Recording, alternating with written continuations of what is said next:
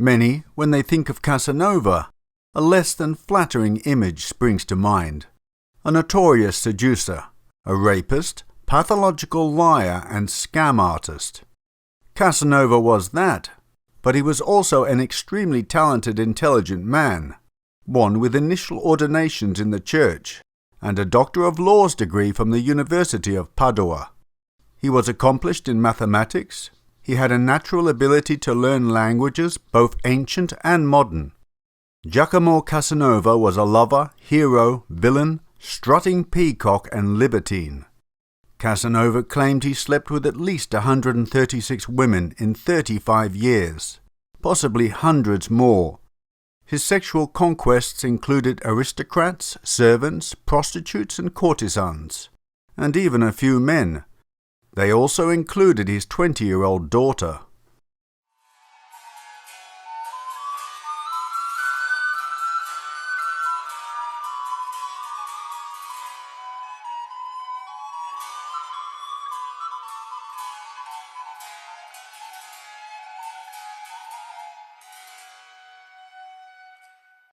He was born a commoner in Venice in 1725, to comedy actress Zanetta Farusi. His father could have been any one of her many lovers, but probably wasn't Zanetta's husband, Gaetano Casanova. Casanova later chose to believe that his real father was a nobleman, Michel Grimani, an owner of the theatre where his parents met. He described himself as a gloomy little boy, not the least bit amusing, who suffered from hemorrhagic nosebleeds. Everyone felt sorry for me and left me in peace. They thought my time on earth would be brief. My father and mother never spoke to me at all.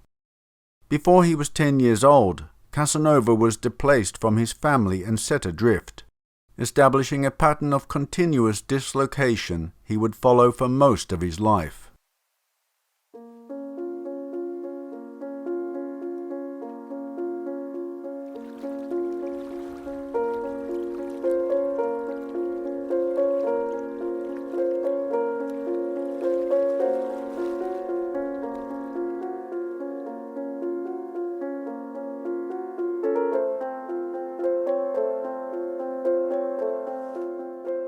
When he was 8, his father died at age 36. A year later, his mother moved to Dresden, taking with her 2 of Casanova's 4 siblings. He was placed in the care of his grandmother, Marzia. He recalled an incident when he was 8 years old, as his nosebleeds worsened. His grandmother sought mystical help for his condition. She ferried him through the Venetian canals to the island of Murano. Leaving the gondola, we enter a hovel, where we find an old woman sitting on a pallet, with a black cat in her arms, and 5 or 6 others around her. She was a witch, and predicted that he'd soon meet a charming lady, upon whom his happiness depended. That very night a woman emerged from the chimney, dressed like a queen, and whispered sweetly to him, "I have always thought it was a dream, unless a masquerade had been staged for my benefit." Casanova later wrote that he dates the beginning of my existence as a thinking being to that experience, which is to say it marked his blossoming as a cynic. Sorcerers have never existed. The witch's magic didn't cure him, but their power has, for those who have had the talent to make others believe they were sorcerers. He had glimpsed one of his many vocations while scurrying around the globe.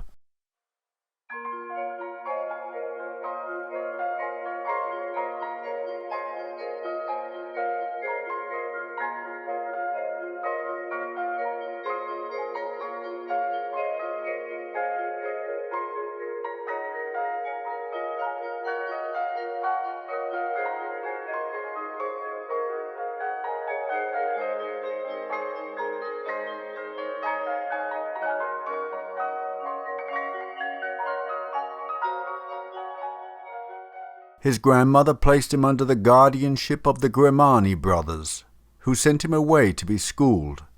Casanova never forgave his mother for an exile that his siblings didn't suffer. Thus was my family rid of me. Giacomo's stay in Padua was among his longer sojourns in one place. His grandmother rescued him from a vermin-ridden boarding house, where his landlady had starved him, and lodged him with a young priest, Antonio Gozzi, whom he would later remember with gratitude. Gozzi tutored him in Latin and nurtured his love of study, preparing him to earn a law degree. The clergyman also happened to have a sister, Bettina, who was in her teens. Bettina took charge of the boy's toilet. She gave him a sponge bath every morning, and joyful memories of his first erections. She washed my face, neck, and chest, Casanova later recalled, and gave me childish caresses which, since I was bound to consider them innocent, chided myself for letting them trouble me all the more. She aroused the most intense emotions in me. Bettina's affair with an older man inflamed Casanova's jealousy, and she teased him with it unmercifully. She was very mischievous, and dressed him as a girl so they could attend a ball together.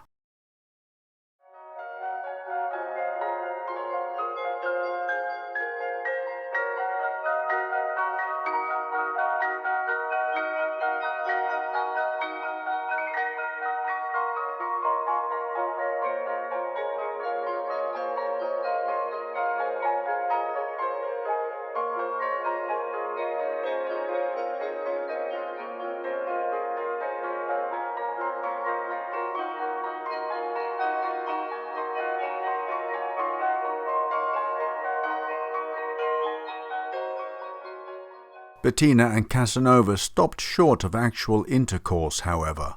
Casanova wouldn't experience that until he was 17, when he slept with the two sisters, Marta and Nanetta Savagnon. One night, sharing a bed, he turned to one sister, he wasn't sure which, and deflowered her. He turned to the other and did the same, losing his own virginity in a lascivious, quasi-incestuous menage.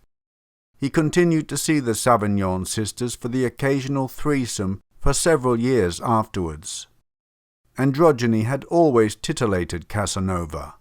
In the seaport city of Ancona, he fell madly in love with Bellino, a young soprano of uncertain gender. Unlike Venice, the Papal States barred women from their stages, so the aspiring singer, a girl from a poor family, managed to pass as a castrato with the aid of a prosthetic penis.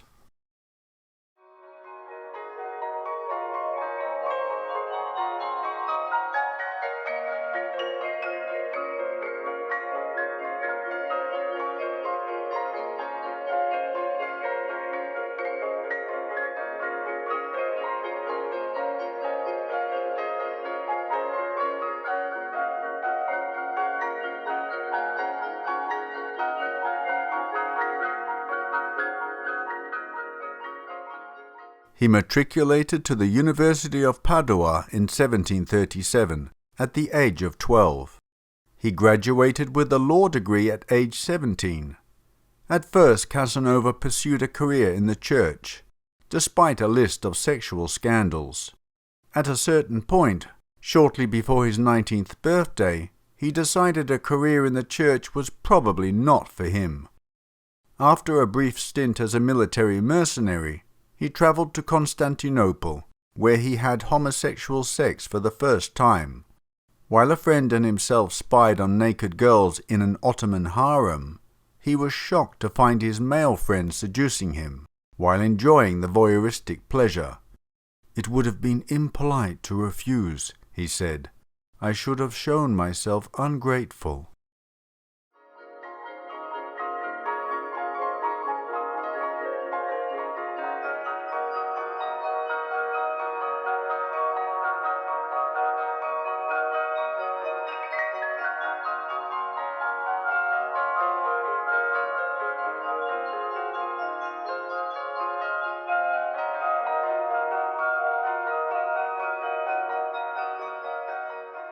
Casanova gaily set off for southern Italy, expecting to flourish there. Instead, he found himself in a squalid backwater among animals. After 3 days in the bishop's service, he decamped for Rome. During a brief sojourn in Naples, he met an aristocrat who was also named Casanova and convinced him that they were related. His namesake endowed him with a costly wardrobe. In his memoir, he admits that his liaisons with older men were often financially rewarding. Rome, he dryly notes, obliges the whole human race to turn pederast, but won't admit it. One of his most scandalous seductions took place there. His lover was a married woman by the name of Donna Lucrezia Castelli, and their clandestine affair produced a child. Casanova wouldn't discover the existence of his alleged daughter Leonilda until she reached 18, at which point he continued where he left off with her mother, while Leonilda shared their bed. A decade later, he impregnated Leonilda as a favor, he claimed, to her impotent husband. Regarding this act of incest, he concludes, "I have never been able to conceive how a father can tenderly love his charming daughter, without at least once having slept with her."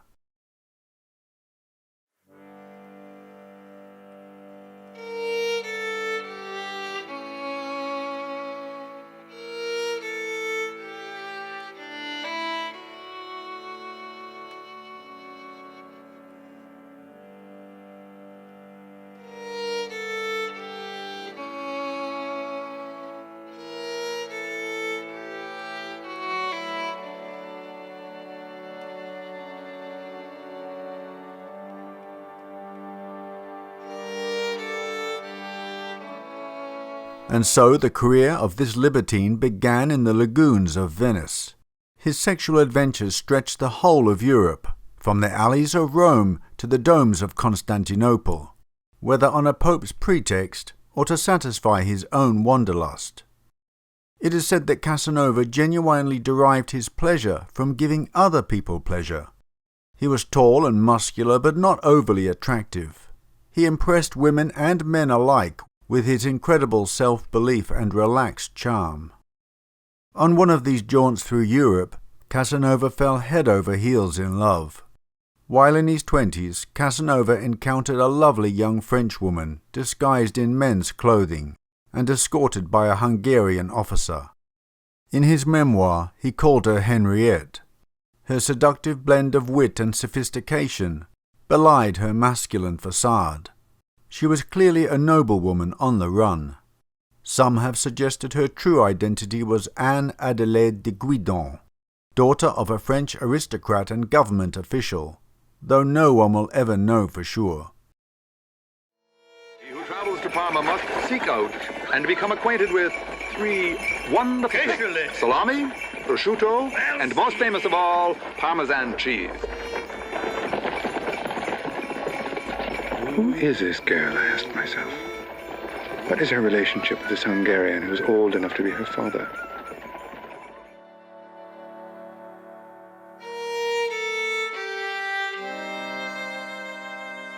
They who do not believe that a woman is capable of making a man equally happy all the 24 hours of a day have never known a Henriette. He wrote, "The joy that flooded my soul was far greater when I conversed with her during the day than when I held her in my arms during the night." Casanova's dramatic love adventures inspired him to learn French, the language of choice of European courts in the 18th century. The love between a libertine and a noblewoman was ultimately doomed, but it would become a pattern of Casanova's to fall for unobtainable and troubled women, help them, seduce them, and then say his goodbyes. Of course, this is what happened with Henriette, only she bade him farewell. When the lovers reached Geneva, she informed Casanova it was time for them to part ways. She left nothing behind but a 1700-style Dear John letter, etching, "You will forget Henriette too," onto a windowpane using a diamond ring Casanova had gifted her. She was wrong, of course. He would never forget Henriette.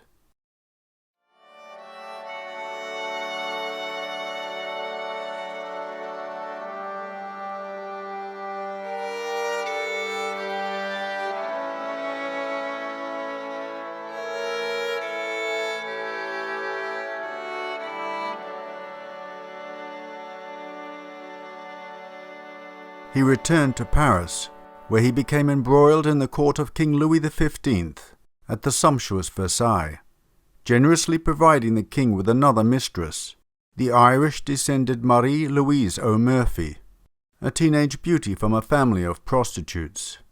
Casanova claimed he never slept with her, but commissioned a miniature of her, which supposedly inspired Resting Girl, the famous nude portrait by Francois Boucher. The gambling continued, and mounting debts eventually landed him in prison. Shortly afterwards, scandal chased him from his position as a cardinal's scribe. He then joined the army, but by age 21 had decided to become a professional gambler, another short-lived career move.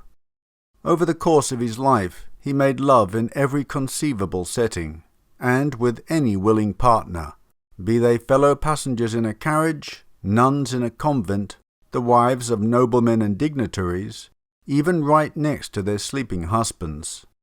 He was adverse to long-term relationships, never remaining with the same partner longer than 3 months, and regarded marriage as the tomb of love. What drew him on was the excitement of a new love, the art of seduction, the brief ecstasy of consummation. The novelty of course soon wore off, and he would seek new partners, and, charmingly hypnotic as he was, this was an effortless task.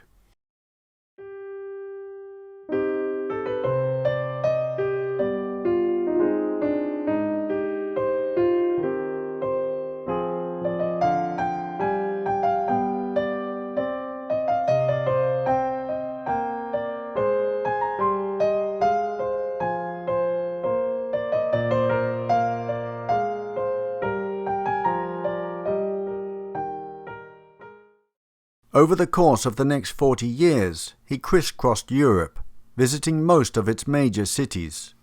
In the course of his travels, he covered 40,000 miles, charming his way into government appointments and patronage from wealthy members of the nobility, whom he either befriended for a short time or scammed. After various adventures in Prague and Vienna, Casanova returned to Venice in 1753, living in luxury as the adopted son of an elderly senator, and in 1754 cavorting with a cloistered nun, who he referred to as M.M. in his memoir, who was herself a licentious prodigy, and kept an early form of condoms made from animal intestines in her writing desk.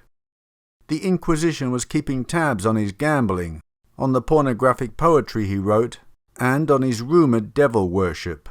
He dabbled in Kabbalah, became a Freemason, and studied astrology. Inevitably he ran foul of the Venetian Inquisition. On a summer night in 1755, Casanova was arrested and sentenced to imprisonment in the Ipiombi prison, high in the upper floors of the Doge's palace. In summer, the roof attracted the hot Venetian sun, transforming the cell into an oven. In winter, it attracted the cold maritime draughts. Year-round, the cells were infested with fleas and vermin.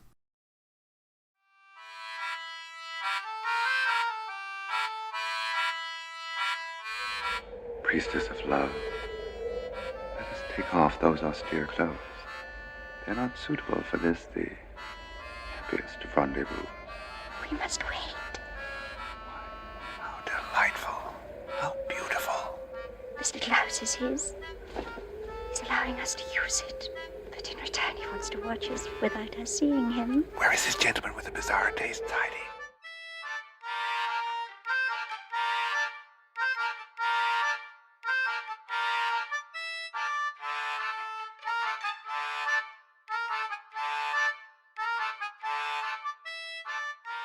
Casanova craved freedom as much as he craved elegant clothes and women. No one had ever escaped from this prison before. That challenge didn't deter Casanova. Realizing his cell lay above the Inquisitor's chambers, he began to plot his escape. He had become firm friends with a fellow prisoner, a monk incarcerated for corrupting virgins, and the two joined forces. They managed to drill their way up through the leaden roof of the prison, only to discover they couldn't rope down from the slippery roof, with guards stationed below. Casanova nearly plunged to his death after managing to smash a window, but they gained access to a suite of officers. Casanova had the foresight, he tells us, to have brought a change of clothes. My elegant coat, a lace chemise, and a plumed Spanish hat. They then made their way back inside the ducal palace itself and managed to summon an outside guard who let them out, assuming they were late-night revelers. Then a hired gondola brought them to safety on the mainland, away from the Venetian authorities. The note he left in his cell was decidedly defiant. Since you all did not ask my permission to throw me in jail, I am not asking for yours to get out. Now listen to me, fellow, listen to me, listen to me. I can't live in this filthy hole. I'm a victim of an injustice. I'm not a heretic. I'm not a heretic. Do you hear me? Open the door! Open!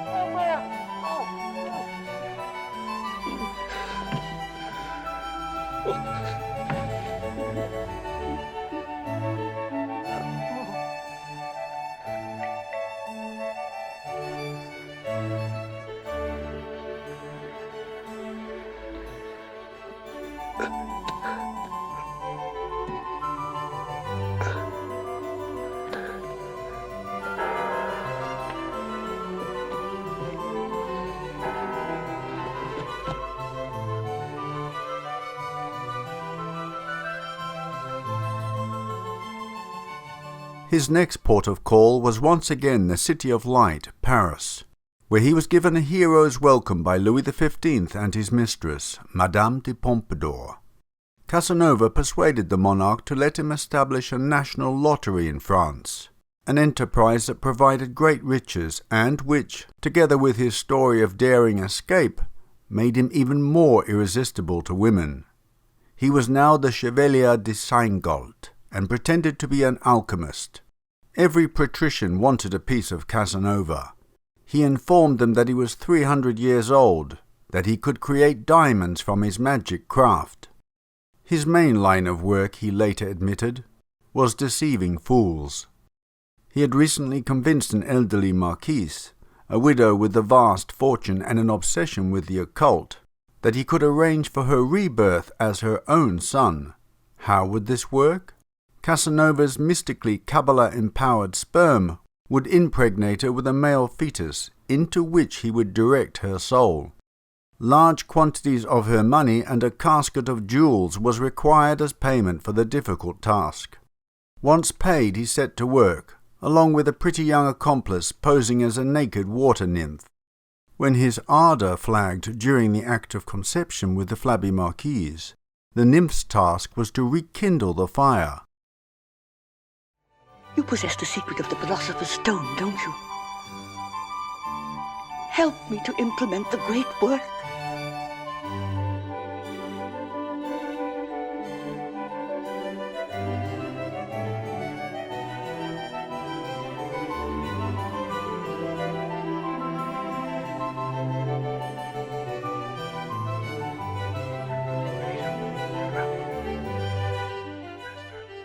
Never is man plunged so deeply into the abyss, then hurled no less precipitously up towards him who is perfection, as that translucent instant when the essence of his manhood joins with and touches the root of the opposite sex.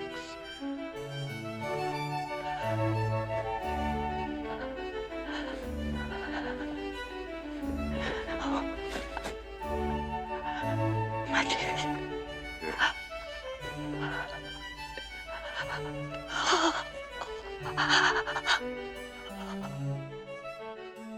Having earned a fortune as a result, he led a princely life for a while, but lost most of it investing in a silk factory that went bankrupt. When the marquise finally became aware of his scam, she had him run out of France. He later tried his luck in the London of George III, but unable to converse in English, he didn't have much success. By the time he reached London, he was almost certainly displaying signs of syphilis. His sexual magnetism was also beginning to wane, and he found himself on Westminster Bridge, about to kill himself, after his advances had, for the first time, been cruelly spurned by a beautiful courtesan residing in Soho.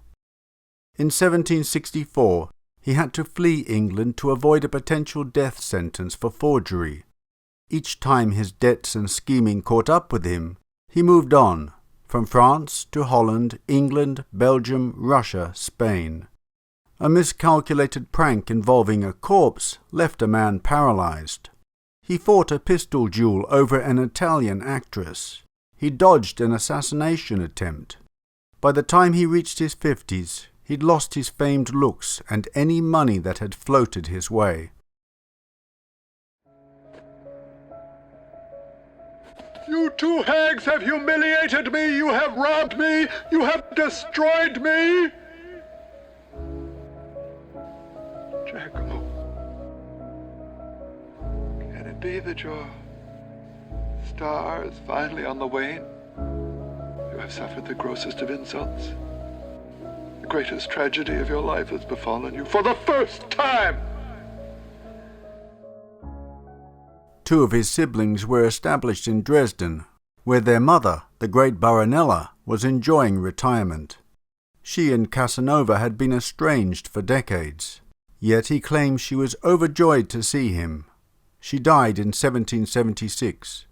Casanova went to visit Gozzi, his old tutor, who was now an archpriest in Padua. The ruined Bettina was living with her brother, after a marriage to a miserable wretch had left her poor and unhappy. She died a day after Casanova's arrival, as he sat by her bedside. In 1785, when he was 60 years old, penniless and exiled from Venice yet again, this time he'd published a biting satire of the city's nobility. He found himself at the Castle Dux, in what is today the Czech Republic. He was the guest of Count Joseph Karl Emanuel von Waldstein. The Count installed him as the castle librarian. Casanova was forced by destitution to accept this modest sinecure. He had lost his teeth, and his faithful steed no longer reared at his command. The servants, irritated by his pretensions, tormented him. So did a lifetime of venereal infections. It was a position Casanova found lonely and boring, and he considered suicide. He resisted the temptation, but only in order to record his memoirs. His appetite for adventure sated, Casanova began to write Histoire de ma vie, Story of my life. He would write for 13 hours a day, and critics consider it one of the greatest works of 18th century literature. In 2010, the Bibliothèque Nationale purchased the original manuscript for a record $9.6 million. Don't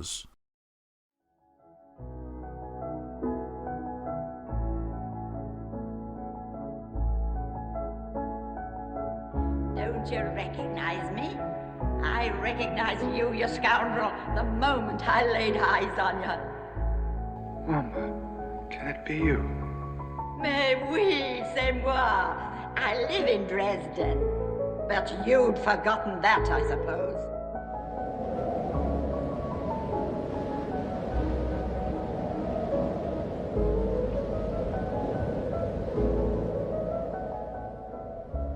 The winter in Bohemia is very long. For several years now I have been living in Dux, in the Waldenstein Castle.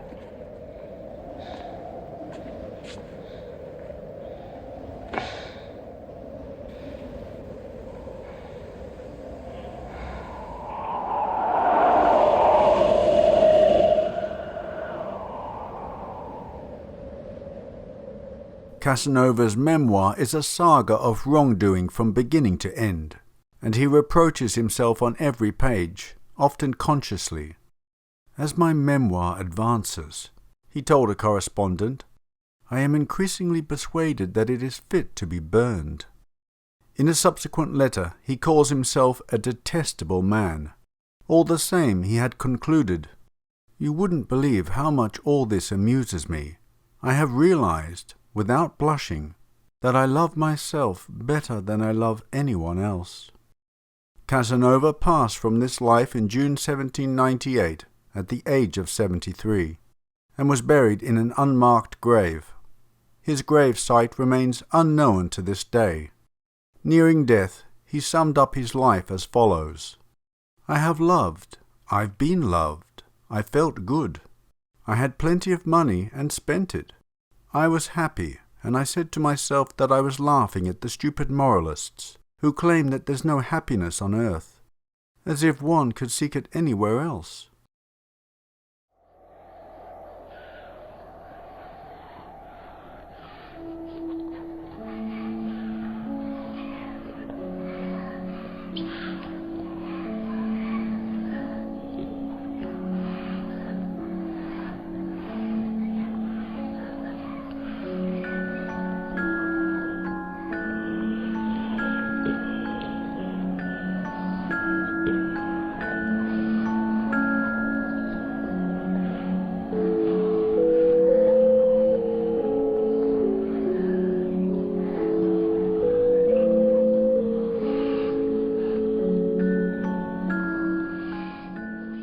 My dear friends, I do hope you enjoyed the story of Giacomo Casanova.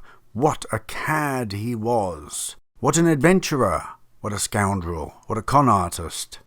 I bet you're relieved that I portrayed Casanova vocally as I did in this presentation, and not the way I portrayed him vocally in the last one, although in reality he probably sounded more like how I portrayed him there with his broken English.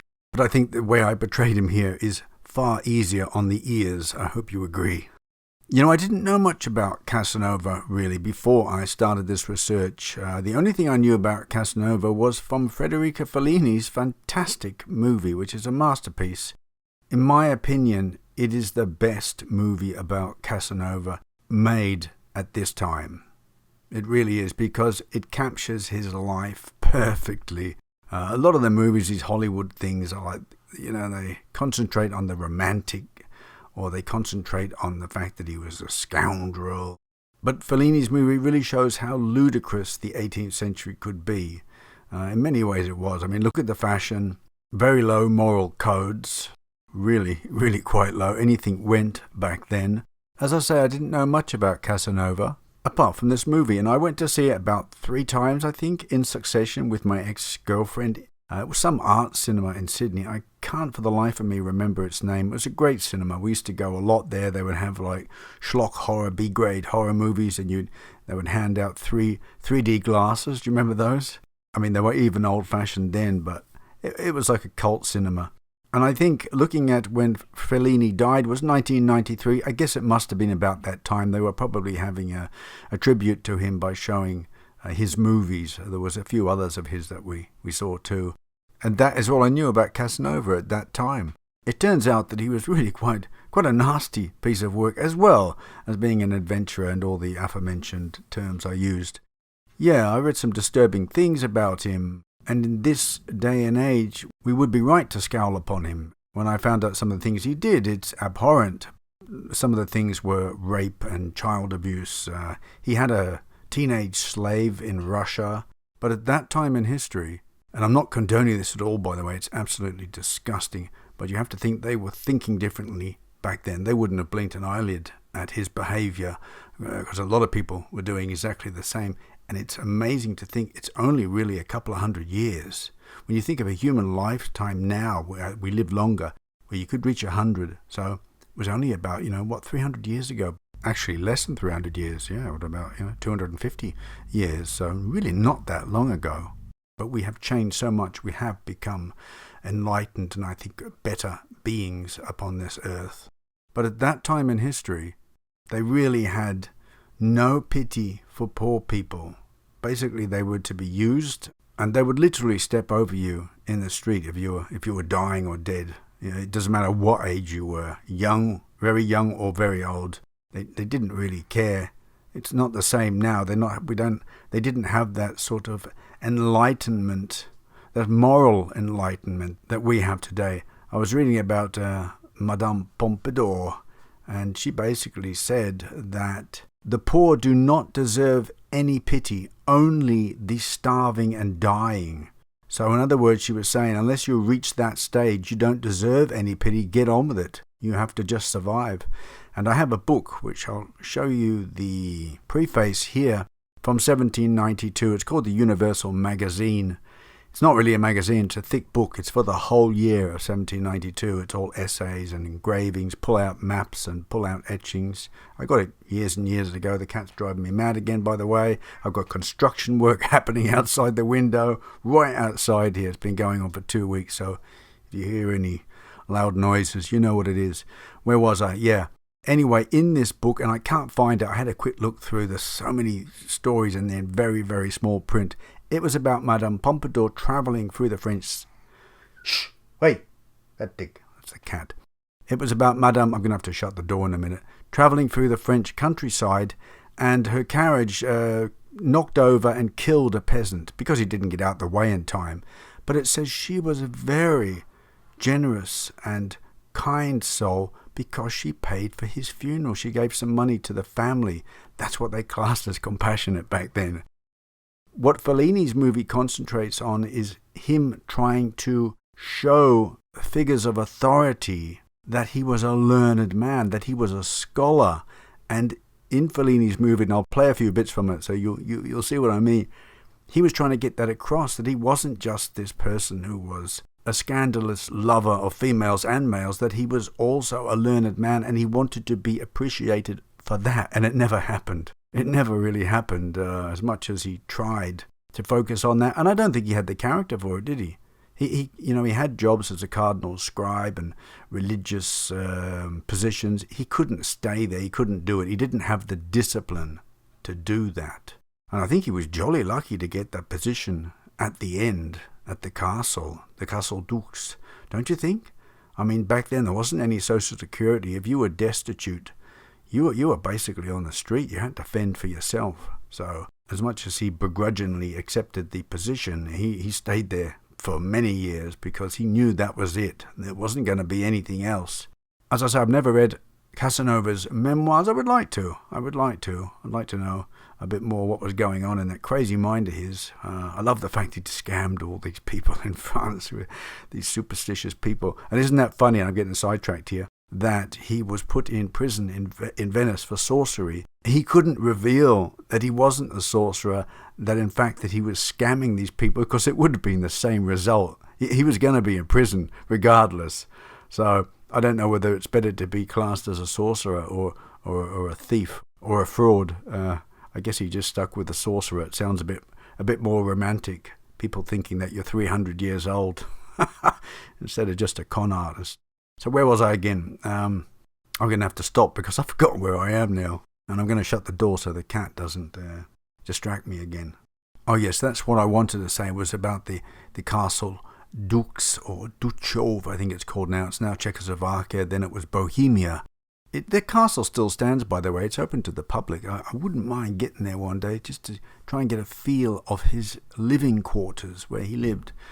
And that was the point I was going to get to, and I forgot where I was going because I can hear him banging outside here. It's driving me nuts, I'm telling you. They just seem to be digging in the same spot over and over again for weeks now.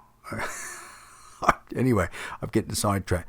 So he's at this Castle Dux, and he really did have pretensions. You know, he'd been to the court of Louis XVI, and he'd been with the most important people. And here he was in this position which he classed as below him.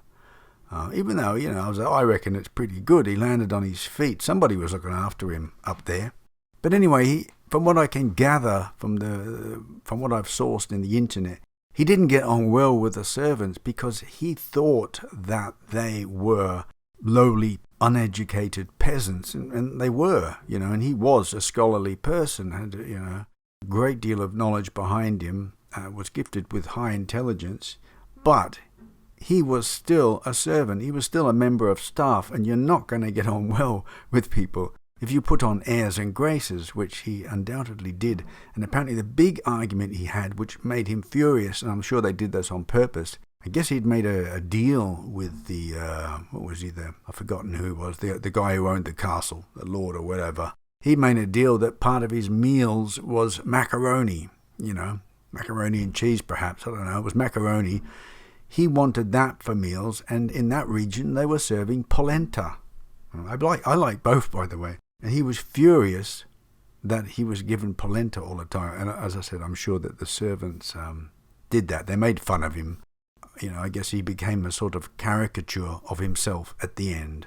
And Fellini's movie captures that perfectly. I will show you also a bit from the end. I hope I'm not going to get done for copyright here. I class it as fair use. And I had to rely on Mr. Fellini a lot, really, because there's not much media from that time. And there's really not that much imagery about Casanova. So I decided to really... that would hold the story together. I think it has, and indeed. And I'm indebted to you, Mr. Fellini, for that. I'm also indebted to the artist Auguste Leroux, who did these wonderful watercolours, these series about Casanova, which really helped to sew the passages together as well. So let's have a look at a scene or two from Fellini's Casanova, where you'll see where poor old Casanova is trying to put across that he's a scholar. And in this first one here, after he has made wild love to the promiscuous nun, the French ambassador has been watching them. He has paid for this whole theatre, this whole play, to be performed, and he's hiding behind the screen with the fishes, with the two side profiles of the swimming fish. He's hiding behind there, and Casanova's trying to tell him what a scholar he is, and trying to hope for an appointment. And the French ambassador has already left. Poor Casanova. Well done. Very well done indeed, my dear young man. I would like to congratulate you on a most creditable performance. Quite in keeping with the high reputation I understand you enjoy. Oh, a little wanting in finesse in the horizontal posture, perhaps. There you seem to me to lack, how shall I say, inventiveness. Your words of praise are a source of great pride to me. Nevertheless, I hope you'll allow me to point out that my capacities extend beyond those you have just witnessed. I have studied engineering and literature. I am conversant in the art of politics and the science of economics. I modestly believe that certain discoveries of mine would find favor with the government of His Majesty the King of France. I have dabbled in alchemistic studies, which have all but enabled me to increase the volume of mercury, and I have delved deeply into the occult. Furthermore, I have devised an infallible method for doubling state revenue within the course of 1 year. May I dare to humbly request from Your Excellency letters of introduction. I'm ready to leave at a moment's notice. Tomorrow even, for your exquisite country, which I love like a second fatherland.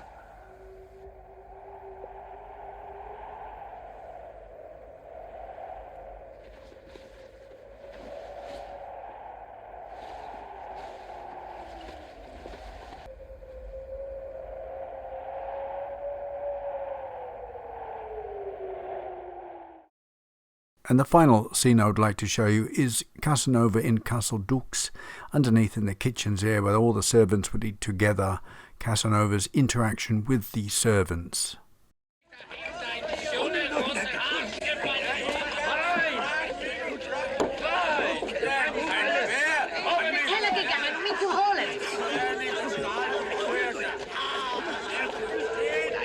Feel a little better this evening? Careful, it's hot.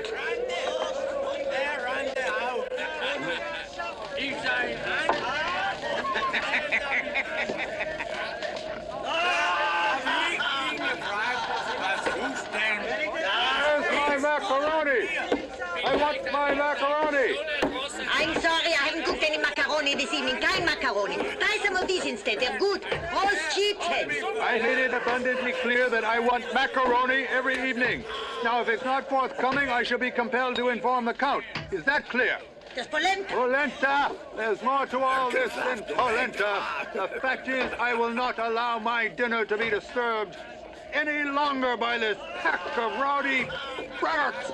Signor Casanova, your agreement with the Count absolved you from eating with the domestics and soldiers.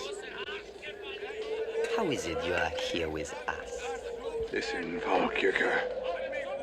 Only by one of fate's extravagantly cruel twists did our paths ever happen to cross. You are a butler. I am a scholar. And so I guess his final years were somewhat spent in frustrating circumstances when you think of all the adventures that he had experienced, all the nobility he had met. It all came to an end, but at least he left his amazing memoirs detailing life in the 18th century and also the intrigues that he got up to. Quite amazing. I guess at that stage at life, old men have nothing else to do but remember their past, and he was able to write it all down. I wonder if he felt homesick away from Venice, stuck in a foreign land there, and I guess he knew there was nowhere else to go. That was his last post. I just wanted to show you this. I've had this for many years. I think it's Casanova. May not be, it's not titled at all, but it's very old. I think it's Casanova. I like to think it is. It's painted and embroidered on silk. It's quite amazing. It's so thin. I felt the material. It's absolutely so fragile. You can see the beautiful embroidered flowers, and the background is painted. It's really exquisite. All his costume and hers is embroidered. It took someone a long time to do that.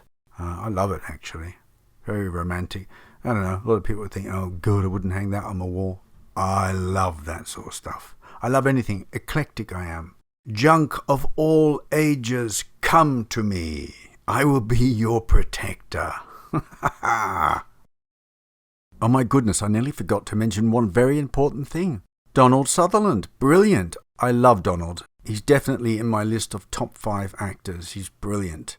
He just has a warmth about him, and he's an excellent actor, and Fellini chose him very well for this part. He even has a certain look from the profile portraits of Casanova. There is certainly a similarity, and I think he was absolutely perfect for this part.